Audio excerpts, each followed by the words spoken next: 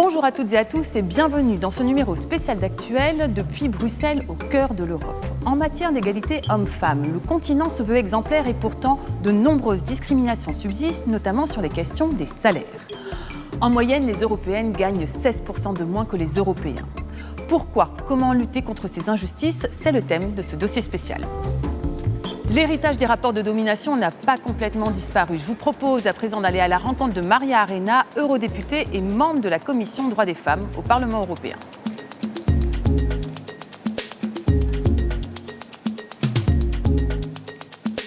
Maria Arena, bonjour. Merci beaucoup de nous accorder cet entretien. Alors, comment faire en sorte qu'enfin les Européennes gagnent autant que les Européens ? Certains pays comme l'Allemagne, le Royaume-Uni ou l'Islande commencent à forcer les entreprises à la transparence salariale et permettent par exemple aux femmes de savoir combien gagnent leurs homologues masculins. Est-ce que c'est une piste généralisable ? Alors bien sûr, c'est généralisable parce que, comme vous le savez, dans le cadre des traités européens, il y a un article qui dit que nous ne pouvons pas discriminer les hommes et les femmes. Donc il y a vraiment une loi anti-discrimination. La transparence est bien entendu un outil qui lui permettra de savoir, mais aussi de souvent mieux négocier. Comment est-elle parvenue à ce résultat ? Reportage dans des entreprises de nos correspondants sur place. Impossible de les rater en plein milieu de l'open space. Bonjour messieurs. Bonjour madame. Dans ces classeurs, les salaires de tous les employés sont consultables. Je vous prie de bien vouloir m'excuser pour mon retard. J'ai apporté le nécessaire pour rédiger le contrat. Aujourd'hui, elle ressent tous les jours les bénéfices de cette politique.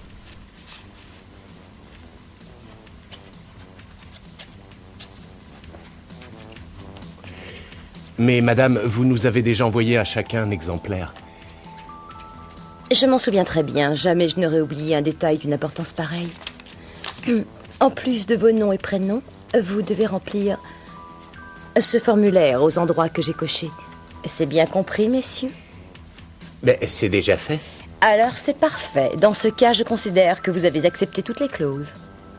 En ce qui me concerne, j'avoue que je n'ai rien compris. J'aimerais avoir quelques explications. Je trouve certaines clauses un peu restrictives. Il a raison, madame. Je ne peux rien faire dans la mesure où nous nous étions mis d'accord sur les conditions générales. Non, pas du tout, mais non. je regrette. Pourtant, tout était rien clair, n'a il été me négocié. semble. Pour vous peut-être, mais pas pour nous. Il n'est pas question que je signe.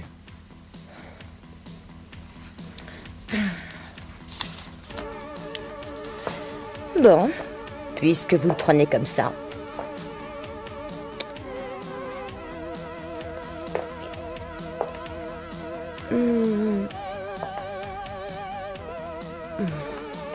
Alors, quel est le problème ?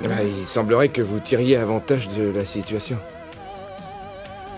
Absolument pas, c'est une vue de l'esprit. Je dois avouer que vous êtes avantagé par rapport à nous au plan personnel, chère Flatteur.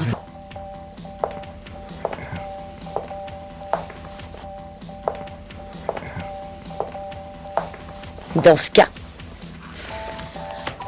je vais aller ailleurs. Dans un autre cabinet où les gens seront plus aptes à s'occuper de mon problème. Vous êtes libre. Quelle audace de parler de la sorte. Bah tant pis, on traitera avec quelqu'un d'autre. Vous êtes sérieux ? En affaires, je ne plaisante jamais. Comme c'est amusant, moi non plus. Qui se ressemble s'assemble. Bien. Et maintenant, messieurs, vous allez voir comment je me comporte en affaires.